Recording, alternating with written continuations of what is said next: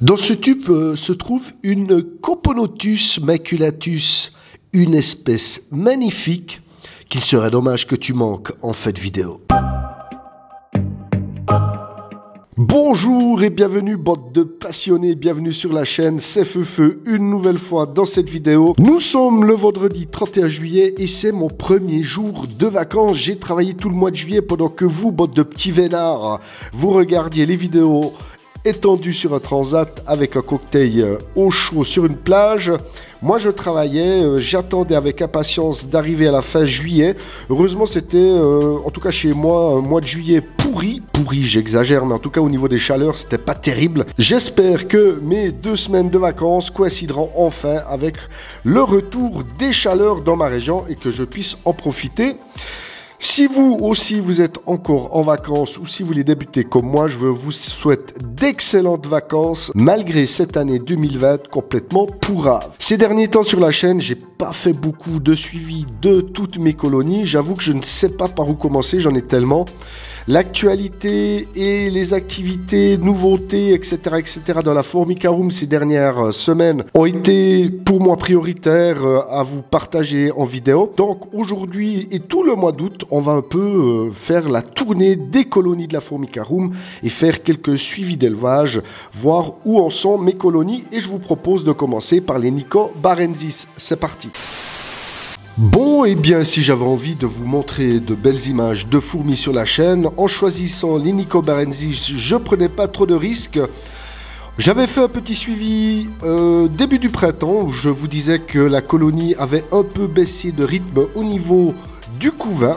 Ça s'est concrétisé tout durant l'été avant une reprise en été. La gine a répondu de plus belle et vous le voyez.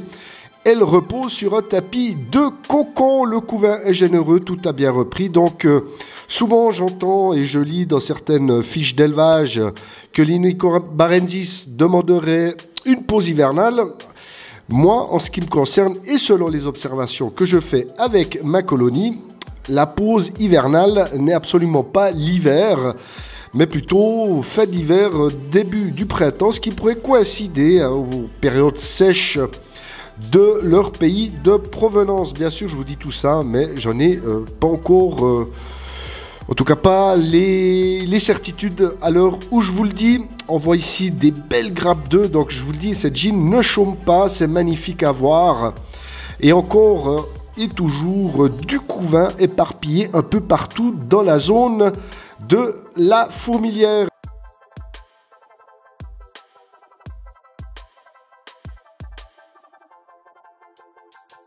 On voit aussi que les fourmis s'agglutinent en règle générale vers la zone chauffée puisque je chauffe une partie du nid mais pas la totalité. L'entrée du nid, elle, est à température ambiante et donc toute la colonie se regroupe dans la zone chauffée avec le couvain. Je vous disais aussi lors du dernier suivi d'élevage que cette espèce était relativement discrète dans l'aire de chasse. Or, ce n'est plus le cas aujourd'hui. Je vois des changements avec le temps. Pourtant, la colonie n'a pas, en termes d'individus, n'a pas explosé entre la fin de la dernière vidéo sur le suivi d'élevage et aujourd'hui. Mais par contre, elle a changé de comportement puisque, je dirais, un bon tiers de la colonie se balade souvent dans l'aire de chasse. Vous le verrez vers la fin. J'ai fait des images de l'activité dans l'aire de chasse. Et je dirais les 2 tiers restants restent la plupart du temps dans le nid. Ce qui fait que la colonie ne sent pas grandir. Or, ce n'est pas le cas. Elle a bien grandi, mais les individus sortent plus volontiers de la colonie. Ça, c'est un premier changement d'attitude que j'ai remarqué depuis cet été. Deuxième chose également, c'était une espèce qui, comment dire ça, qui adorait le pseudomiella et boudait un peu les insectes. Or, leur habitude alimentaire semble avoir changé puisque elles apprécient beaucoup plus les insectes et se ruent plus autant qu'avant sur le pseudomiella, bien qu'elle l'apprécie toujours, hein, évidemment. Mais on voit ces changements d'attitude au fil du temps qui sont pour le moins surprenantes pour une colonie aussi jeune, puisqu'elles ont à peine 2 ans aujourd'hui. Voilà leur nouveau setup. Je les ai déplacés avec... j'avais profité de la venue de Myrmecoons pour déplacer le setup. On voit ici le setup des Nico. Et comme je vous le disais, une activité dans l'aire de chasse qui est impressionnante. Elle qui était si discrète malgré la grandeur de la colonie, là ça a complètement changé. Elles sont beaucoup plus actives dans l'aire de chasse et ça c'est pour mon plus grand plaisir. Et des heures d'observation toujours agréables à faire avec ces Nicobarensis. On les voit ici vers leur dépotoir, un dépotoir qui n'arrête pas de désemplir. J'ai beau nettoyer, c'est bon. Au moins, elles en mettent plus partout comme avant. Elles ont maintenant un dépotoir et ça, c'est pas plus mal. Mais c'est vrai que c'est une espèce assez dégueulasse. Voilà pour les Nico. Les Nicobarensis, c'est évidemment une magnifique espèce. Mais en début de vidéo, je vous avais promis de vous montrer une autre espèce encore plus belle à mes yeux. Il s'agit de la Camponotus maculatus. Une espèce d'origine africaine, la mienne vient carrément du Kenya comme mes céphalotes. Je vous propose de la découvrir après un mois de maintien dans la Formicarum. On va pas faire durer le suspense trop longtemps et on va découvrir la Camponotus maculatus, cette gine qui est arrivée il y a à peu près un mois de la Formicarum et on voit que tout se passe très bien avec un couvain qui a déjà ses premiers cocons.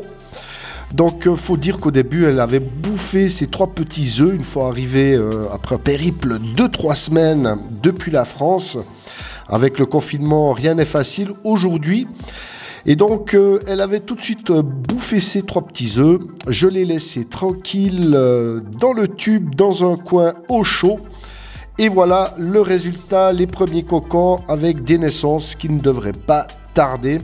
Il faut savoir que tout dépend de la température, bien évidemment, mais en général, entre l'œuf et l'imago, comptez environ 45 jours pour les premières naissances. Voilà, j'avais très envie de vous faire découvrir cette magnifique espèce qui démontre que les fourmis sont vraiment toutes proches des abeilles et des guêpes. Regardez-moi ces couleurs.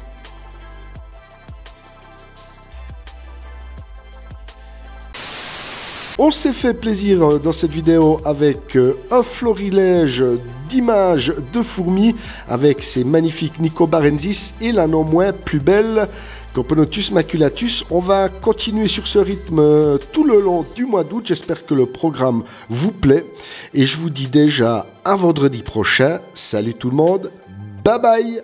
Ah, et surtout, plein de bonnes choses pour vos colonies.